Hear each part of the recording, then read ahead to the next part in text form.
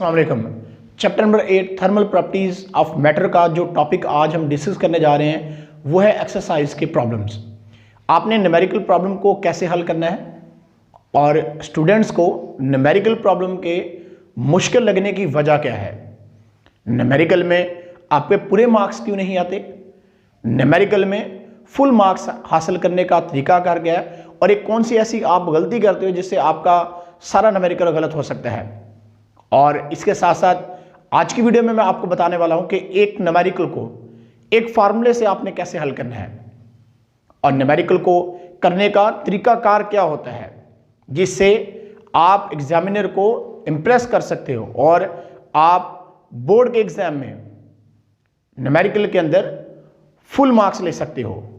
Numerical को करने का तरीकाकार जो है वो भी आज की इस वीडियो का हिस्सा रहेगा, तो आपने इस वीडियो को एंड तक लाजमी देखना है क्योंकि आज बहुत ही अहम क्वेश्चंस जिनके आंसर अक्सर औकात आपको नहीं मिल पाते वो आज की वीडियो में मिलने वाले हैं। तो स्टार्ट करते हैं न्यूमेरिकल प्रॉब्लम। तो पहला न्यूमेरिकल प्रॉब्लम जो है इसकी स्टेटमेंट 8.1 है, इसकी स्टेटमेंट को रीड करते हैं। सबसे पहले जब भी आपने कोई न्यूमेरिकल प्रॉब्लम करना हो तो इसकी स्टेटमेंट को ध्यान से रीड किया करें।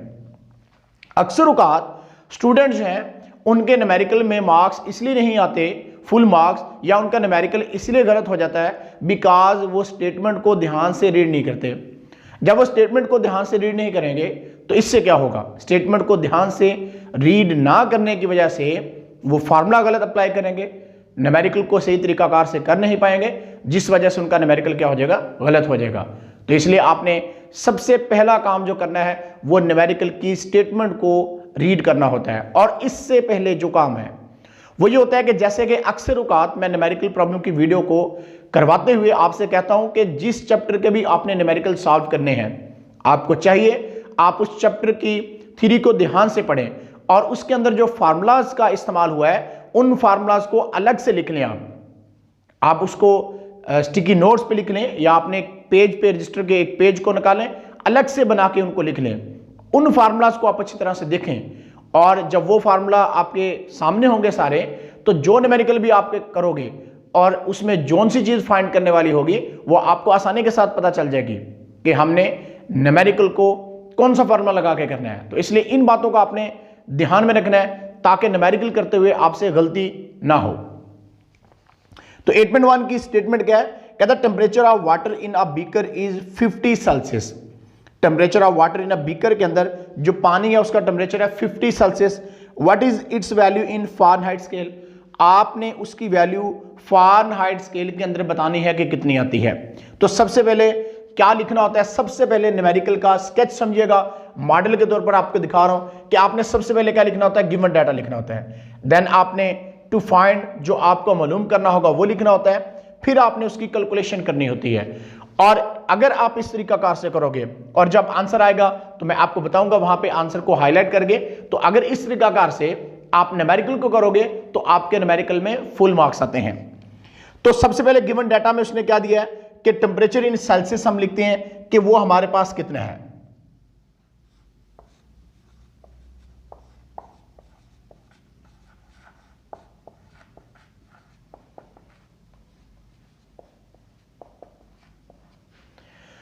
तो टेम्परेचर इन सेल्सियस हमारे पास है सी जो कि है 50 Celsius.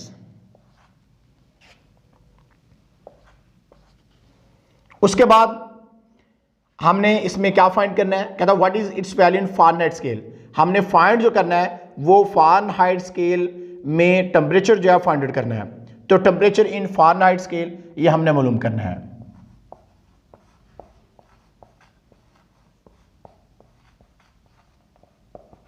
Temperature in Fahrenheit scale.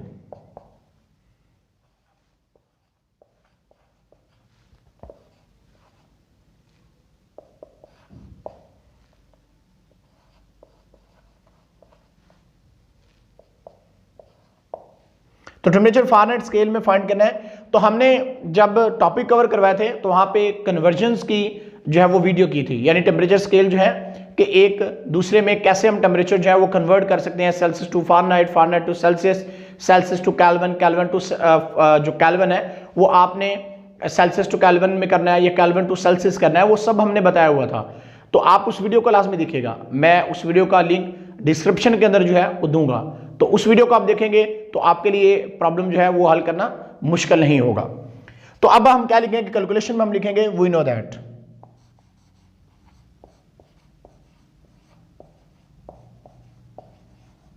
हम क्या जानते हैं, हम जानते हैं कि फ़ारेनहाइट स्केल में जब सेल्सियस को हमने फ़ारेनहाइट स्केल के अंदर लेके जाना होता है तो उसका फार्मूला हमने देखा था, उसका फार्मूला था F = 1.8C + 32, यानी फ़ारेनहाइट टेम्परेचर जो है वो इक्वल टू था 1.8 सेल्सियस + 32।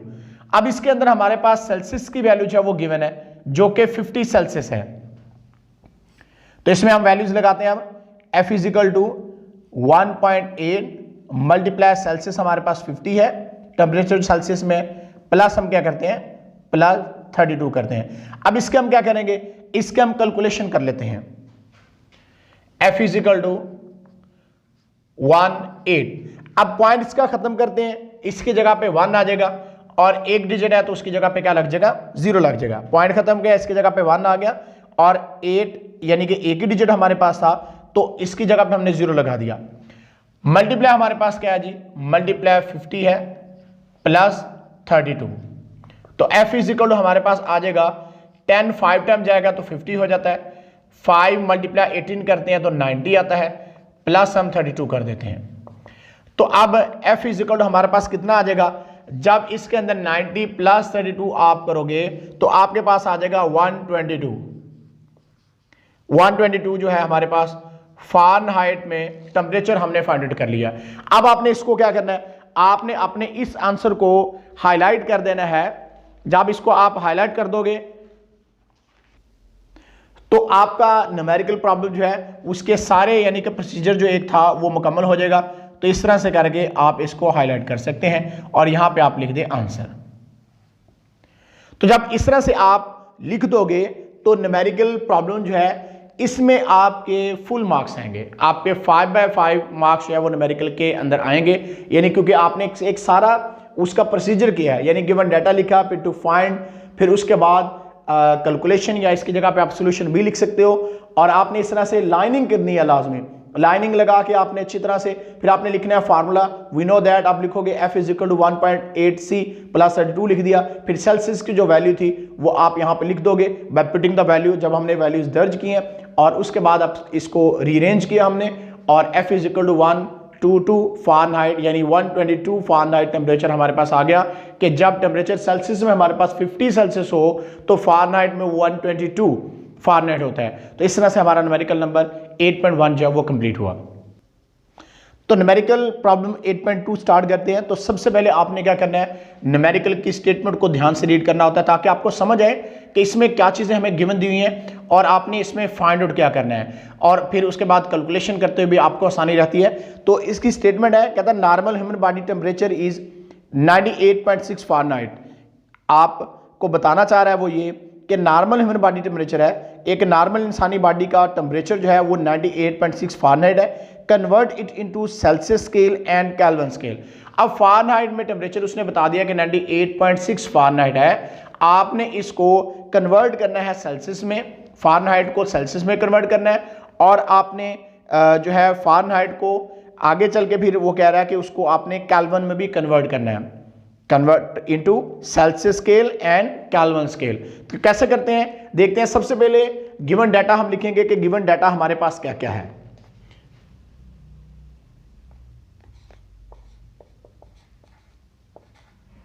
सॉरी, ये आपने इसकी लिखना है यहां पे जो गिवन डाटा हमें दिया हुआ है, तो वो temperature in Fahrenheit,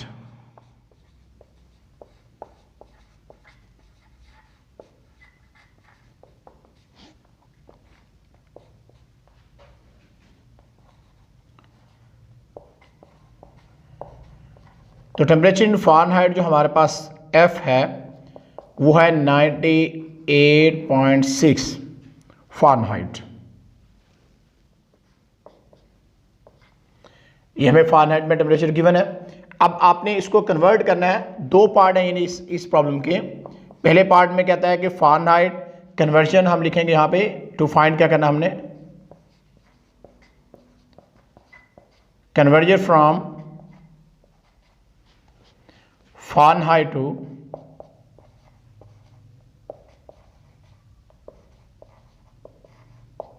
Fahrenheit to Celsius, और दूसरा हम इसमें करेंगे दूसरे पार्ट में कन्वर्जन फ्रॉम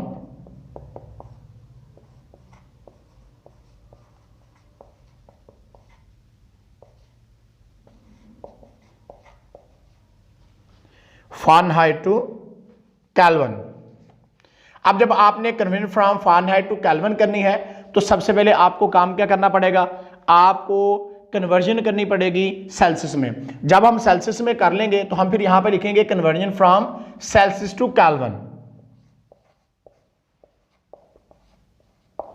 तो इस तरह से आपको जो चीजें फाइंड करनी यहां पे, वो एक तो है कि आपने सबसे पहले फ़ारेनहाइट को सेल्सियस में लेके जाना है, फिर आपने जो सेल्सियस है इसको किस में लेके जाना है, सेल्सियस को आप लिख लें यहां पे सेल्सियस टू केल्विन,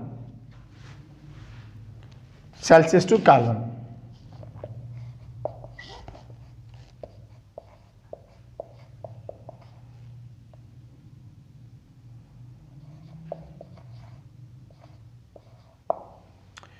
तो ये चीजें आपने करनी है। इस तरह से यहां पे बेशक सेल्सियस स्केल लिख लें आप।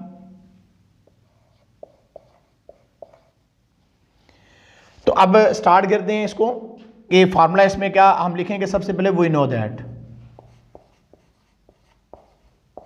हम जानते हैं कि फ़ारेनहाइट स्केल जो होता है वो बराबर था 1.8C प्लस 32। अब फ़ारेनहाइट की वैल्यू हमें गिवन दी हुई है, फ़ारेनहाइट की वैल्यू जो है वो हम लगाते हैं और फिर हम इसमें से सेल्सियस जो है वो फाइंड आउट करेंगे। अब हम लिखते हैं यहाँ पे पुटिंग द वैल्यूज।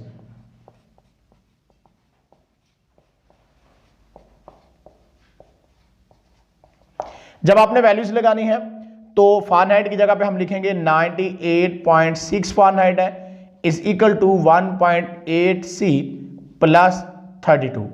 अब आपको सेल्सियस फाइंड आउट करना है तो हम क्या करेंगे, हम 32 इधर प्लस हो रहा है, इधर लाके इसको माइनस करेंगे। 98.6 minus 32 is equal to 1.8C हमारे पास इस साइड पर आ जाएगा, क्योंकि प्लस का 32 इधर आके क्या हो गया, माइनस हो गया। अब हम लिखेंगे 98.6 minus 32 is equal to C। 1.8 इधर मल्टीप्लाई, इधर आके क्या हो जाएगा, डिवाइड। अब इसके हम क्या करते हैं, कैलकुलेटर की हेल्प से इसके हम कैलकुलेशन जो है वो कर लेते हैं। तो ये हमारे पास आता है जी 98.6 माइनस 32 डिवाइड बाय 1.8। तो ये हमारे पास आ गया जी 37 सेल्सियस में आ गया हमारे पास 37। इसको हम ऐसे भी लिख सकते हैं C is equal to 37 Celsius. तो अब इसको आपने क्या करना है, इसको आपने हाईलाइट कर देना है। जब इसको आप हाईलाइट कर दोगे तो एग्जामिनर को आसानी हो जाएगी ज़रा कि आंसर जो है निकाला हुआ आपने। तो ये एक पार्ट हमारा है, उसका आंसर है। अब इसी तरह से हम दूसरा पार्ट जो है जिसमें उसने कहा conversion from Celsius to Kelvin scale है, वो हम करते हैं। तो इसमें क्या है, इसमें हमने एक फार्मूला पढ़ा था, हमने बताया था आपको कन्वर्जन स्केल जो है वहां पे फार्मूला इसका पढ़ा था कि T Kelvin is equal to 273 plus C, कि हमारे पास T केल्विन टेम्परेचर जो होता है वो इज इक्वल टू होता है 273 प्लस C। यानी अगर आपने केल्विन स्केल को टेम्परेचर केल्विन स्केल में फाइंड करना है तो आपने सेल्सियस स्केल में 273 ऐड कर देना है। तो हम अब वैल्यूज लगाते हैं, putting the value.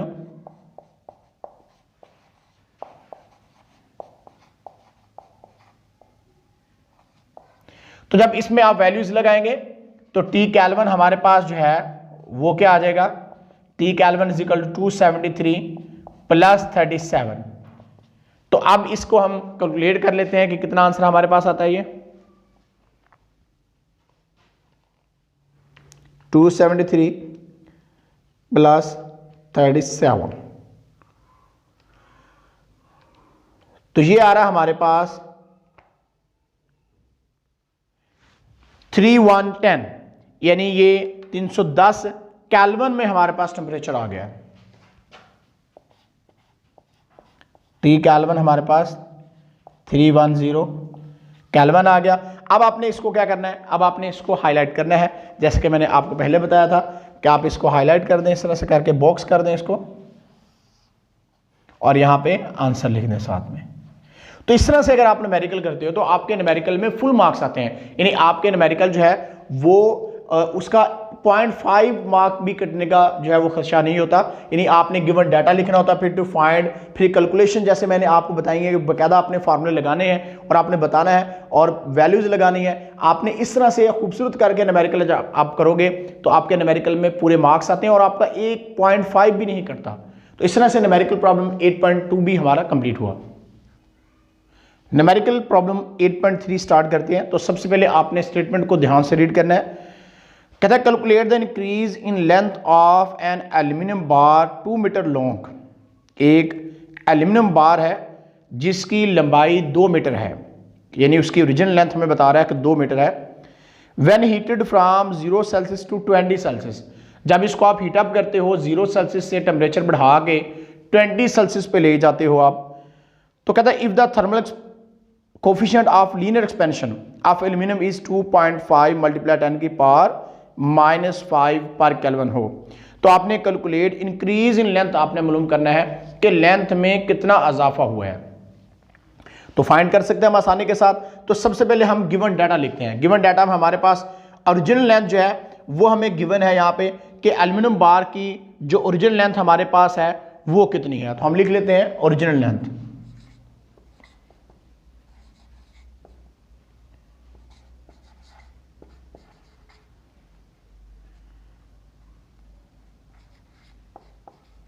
Original length L0 is equal to 2 metre हमारे पास है। उसके बाद इसने बताया है कि टेम्परेचर जो है वो चेंज होता है 0 सेल्सियस टू 20 सेल्सियस। तो हम लिखते हैं यहां पे इनिशियल टेम्परेचर।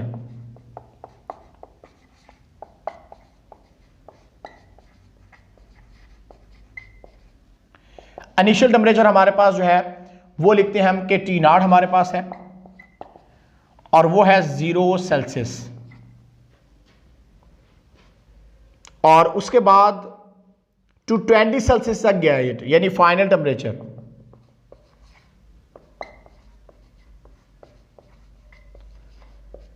तो फाइनल टेम्परेचर जो है वो 20 सेल्सियस है।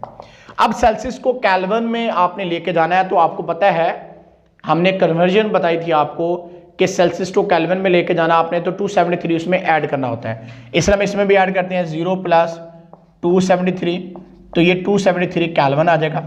इस तरह से हम करते हैं जी 20 + 273, तो ये 293 केल्विन हमारे पास आ गया। क्योंकि टेम्परेचर का ऐसे यूनिट केल्विन ही होता है तो इसलिए हम इसको केल्विन में ही लेके जाएंगे। अब उसके बाद linear thermal coefficient of linear thermal expansion of aluminium जो है वो भी गिवन है, अल्फा जिसको हम कहते हैं। तो वो भी हम लिखते हैं कि वो क्या है, कोफिशिएंट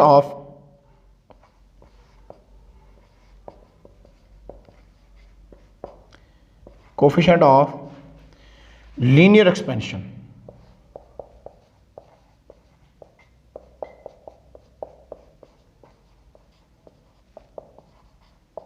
अल्फा वो हमारे पास गिवन है 2.5 मल्टीप्लाई 10⁻⁻5 पर केल्विन, ये हमें गिवन है।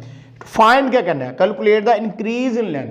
आपने लेंथ में जो इजाफा होता है उसको आपने फाइंड आउट करना है।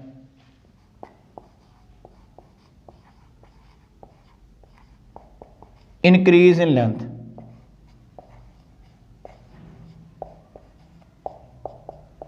यानी delta L, change in length जिसको हम कहते हैं, वो आपने क्या करना है इसमें मालूम करना है।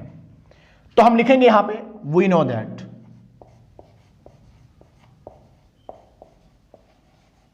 हम क्या जानते हैं, हमने लीनियर थर्मल एक्सपेंशन सॉलिड पढ़ा था, वहां पे हमने आपको बताया था, फार्मूला ड्राइव करके निकाला था। तो उसमें हमने देखा था कि delta L is equal to होता है alpha L naught delta T के इज इक्वल टू था। अब आप क्या करो, इसमें वैल्यूज लगा दो, पुटिंग द वैल्यूज।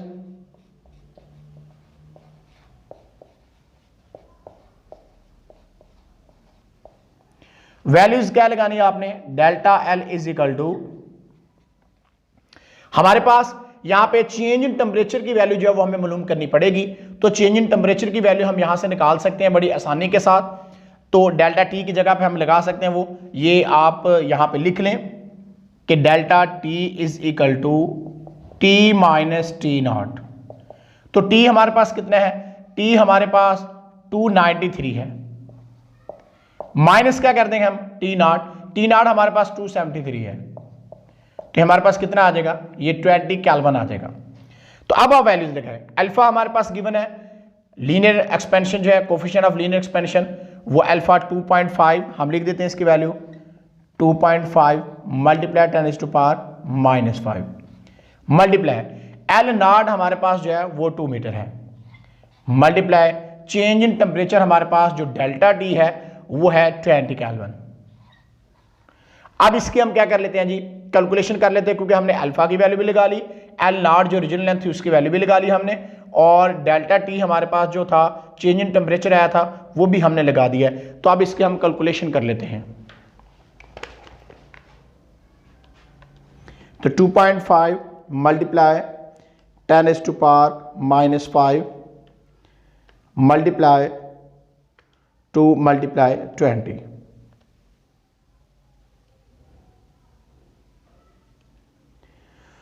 तो ये हमारे पास आ रहा है जी delta L is equal to 1 multiply 10⁻⁻3।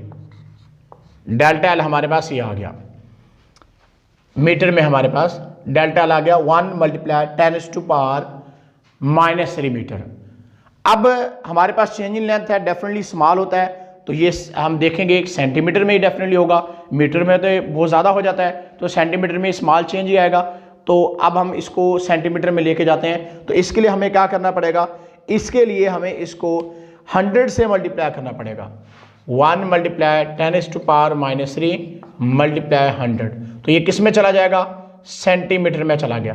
जैसे सेंटीमीटर को मीटर में लेके जाना हो तो हम क्या करते हैं, 100 पे डिवाइड करते हैं। अब मीटर से सेंटीमीटर में आना है तो आपको उल्टा काम करना पड़ेगा, क्या करना पड़ेगा, आपको मल्टीप्लाई करना पड़ेगा।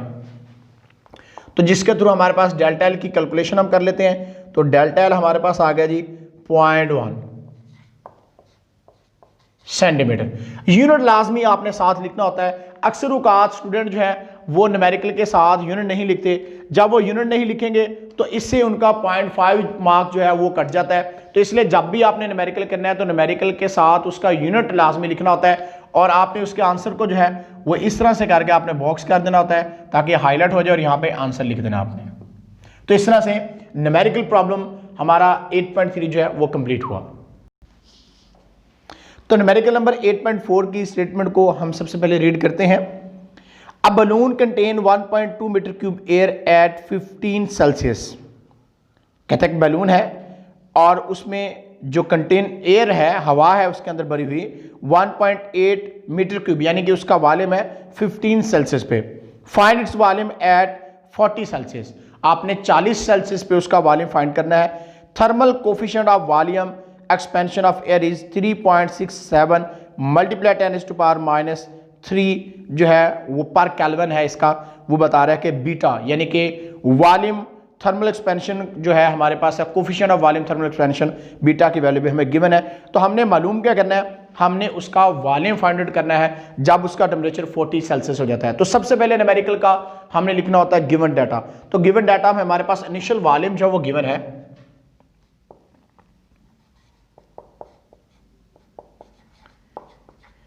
इनिशियल वॉल्यूम हमारे पास है जी V naught is equal to 1.2 metre cube है, और टेम्परेचर जो हमारे पास इनिशियल टेम्परेचर है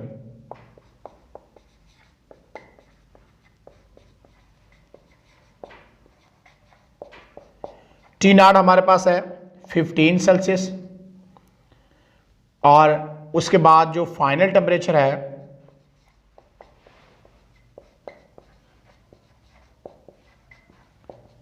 वो है 40 सेल्सियस। अब सेल्सियस को आपने किस में कन्वर्ट करना है, आपने इसको केल्विन में लेके जाना होता है। तो 15 प्लस हम कितना कर देंगे, 273 कर देंगे। तो इस तरह से आप इसको ऐड कर लें, तो ये 5 + 3 8 हो जाएगा, 7 + 1 8 हो जाएगा, तो 288 केल्विन आ गया। इसी तरह से 40 + 273 हम करेंगे, ये कितना आ जाएगा हमारे पास, ये आ जाएगा 3 आ जाएगा, 7 + 4 करेंगे, 1 1 कैरी में जाएगा और ये 313 केल्विन में हमारे पास आएगा। अब चेंज इन टेम्परेचर आपने निकालना है, चेंज इन टेम्परेचर,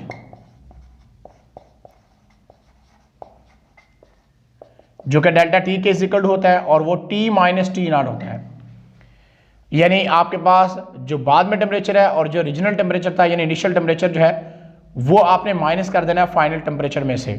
तो आपके पास क्या आ जाएगा, फिर आपके पास चेंज इन टेम्परेचर आ जाएगा 313 - 288। तो इसको हम जो है वो कैलकुलेट कर लेते हैं ज़रा। 313 - 288, तो यार हमारे पास 25 केल्विन। तो इस तरह से 25 केल्विन चेंज इन टेम्परेचर भी हमने फाइंड कर लिया। तो अब उसने बीटा जो coefficient of volume thermal expansion है वो हमें गिवन दिया हुआ था, तो वो हम लिखते हैं कोफिशिएंट ऑफ वॉल्यूम एक्सपेंशन।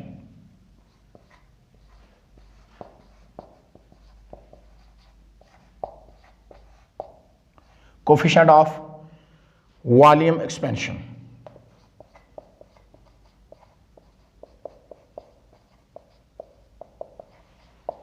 उसकी वैल्यू है 3.67 मल्टीप्लाई 10⁻³ -3 पर kelvin.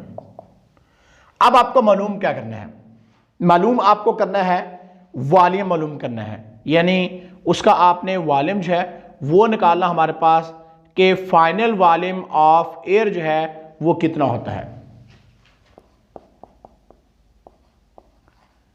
Final volume of air, ये आपको मालूम करना है। तो हम यहां पे लिखेंगे वी नो दैट, हम क्या जानते हैं, V = V0 × 1 + beta delta T. ये हमारे पास क्या आएगा, ये वॉल्यूम थर्मल एक्सपेंशन जो है उसका फार्मूला हमने ड्राइव किया था और उसमें हमने बताया था कि V = V0 × 1 + beta delta T होती है बाय पुटिंग द वैल्यूज। अब यहां पे लिखेंगे बाय पुटिंग द वैल्यूज। अब आपने क्या करना है, इसके अंदर वैल्यूज जो है वो आपने लगानी है।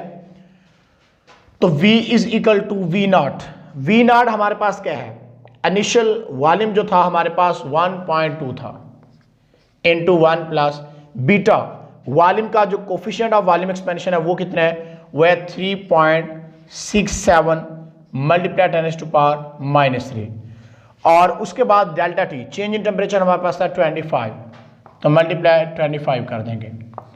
तो वॉल्यूम देखते हैं हम कितना आता है हमारे पास, इसकी कैलकुलेशन करते हैं अब हम। तो सबसे पहले हम कर लेते हैं 1 + 3.67 मल्टीप्लाई 10⁻³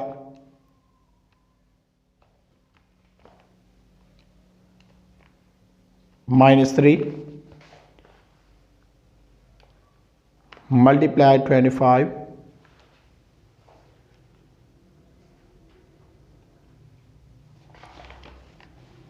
तो ये हमारे पास आ गया जी 1.2 मल्टीप्लाई 1.09175 है। अब इसको मल्टीप्लाई कर लेते हैं, तो ये आ रहा है हमारे पास 1.31 भी आगे आ रहा है। तो इसको हम 01, अब इसको हम क्या लिख सकते हैं, वॉल्यूम V = हम लिख सकते हैं 1.3 m³, साथ में यूनिट आ जाएगा। अब इसको क्या करना है, आपने देखे यूनिट भी साथ न्यूमेरिकल के लाजमी लिखना होता है और इसके आंसर को आपने क्या करना होता है, हाईलाइट कर देना होता है। यानी इस तरह से करके आप बॉक्स कर दें ताकि आपके फुल मार्क्स न्यूमेरिकल में आसानी के साथ आ सकें। अगर आपने यूनिट साथ नहीं लिखा तो 0.5 मार्क आपका कट जाता है, तो इसलिए आपने यूनिट को लाजमी न्यूमेरिकल में लिखना होता है। मैं बार बार कहता हूं कि न्यूमेरिकल का यूनिट आपने लिखना होता है और इस तरीकाकार से आपने न्यूमेरिकल को करना होता है। तो इस तरह से न्यूमेरिकल प्रॉब्लम 8.4 हमारा कंप्लीट हुआ। तो न्यूमेरिकल प्रॉब्लम 8.5 है, इसकी सबसे पहले हम स्टेटमेंट जो है उसको ध्यान से रीड करेंगे ताकि आपको इसके अंदर पता चले कि आपने क्या चीज़ इसमें मालूम करनी है और कौन सी चीज़ें आपको गिवन है। तो कहता है कि how much heat is required to increase the temperature of 0.5 kg of water from 10 Celsius to 65 Celsius. आपके पास जो वाटर है 0.5 kg है, 0.5 किलोग्राम आपके पास पानी है और उसका टेम्परेचर आपने 10 सेल्सियस से आपने 65 सेल्सियस पे लेके जाना है। तो आपने बताना है कि हरारत की या हीट की कितनी क्वांटिटी या मकदार चाहिए होगी। आपने वो क्वांटिटी या हीट जो है वो फाइंड आउट करनी है। तो सबसे पहले हम लिखते हैं जी गिवन डाटा। तो मैस ऑफ वाटर हमारे पास गिवन है,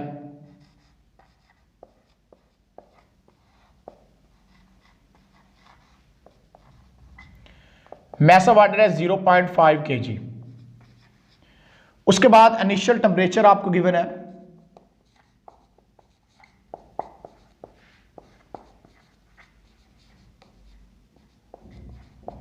T0, वो 10 सेल्सियस है। तो आपने इसको केल्विन में लेके जाना है, तो आपको 273 इसमें ऐड करना पड़ेगा, तो ये हो जाएगा 283 केल्विन में।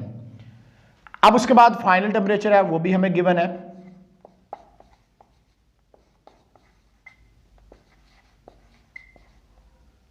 Final temperature of water, initial temperature of water लिख लें आप बेशक, फाइनल टेम्परेचर ऑफ वाटर। तो हमारे पास T है और ये 65 सेल्सियस दिया उसने, इसको केल्विन में लेके जाना है 65 प्लस आपको क्या करना पड़ेगा 273। तो कितना आ जाएगा इसको कैलकुलेट हम कर लेते हैं जरा, 65 प्लस 273 तो यार है 338 केल्विन में हमारे पास आ गया। अब हमने फाइंड करना है चेंज इन टेम्परेचर।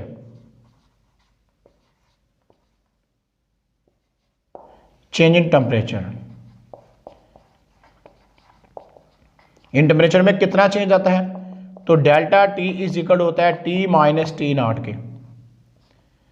अब हमारे पास जो T है वो 338 है, माइनस T0 हमारे पास 283 है, तो इसको माइनस कर लेते हैं जी, 338 माइनस 283, तो ये आ गया हमारे पास 55 केल्विन। अब आपने मालूम क्या करना है, आपने how much heat is required, आपने हीट मालूम करनी है। तो मतलब यह है कि आपने डेल्टा Q जो है वो मालूम करना है, यानी जो हीट है वो आपने क्या करनी है इसमें फाइंड आउट करनी है कि कितनी heat required to increase the temperature करती है। ये वो हीट है कि जो आपने 10 सेल्सियस से 65 सेल्सियस तक लेके जाना टेम्परेचर, तो कितनी हीट चाहिए वो आपने मालूम करनी है। तो हम यहां पर लिखेंगे we know that,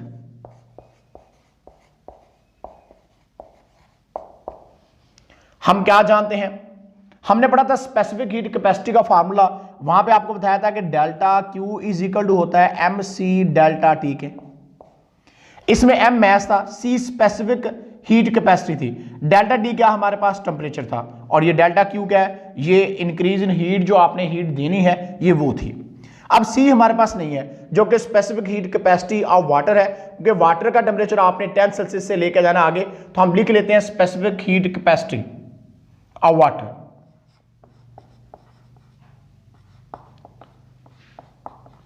specific heat capacity of water, और वो कितनी होती है 4200 जॉल पर केजी पर केल्विन पर केल्विन, ये उसकी स्पेसिफिक हीट कैपेसिटी वाटर की होती है। तो अब हम यहां पे क्या करते हैं वैल्यूज लगाते हैं by putting the values.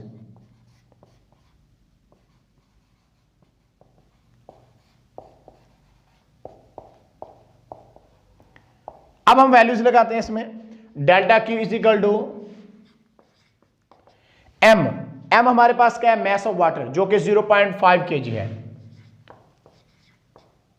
Multiply C specific heat capacity जो कि वाटर की है 4200 है, multiply delta D change in temperature हमारे पास कितना है, 55 है। अब इसके हम क्या करते हैं जी, कैलकुलेशन करते हैं कि डेल्टा क्यू हमारे पास कितना आता है। तो इसमें सबसे पहले हमारे पास है 0.5 मल्टीप्लाई 4200 मल्टीप्लाई 55, तो ये आ रहा है हमारे पास 115500।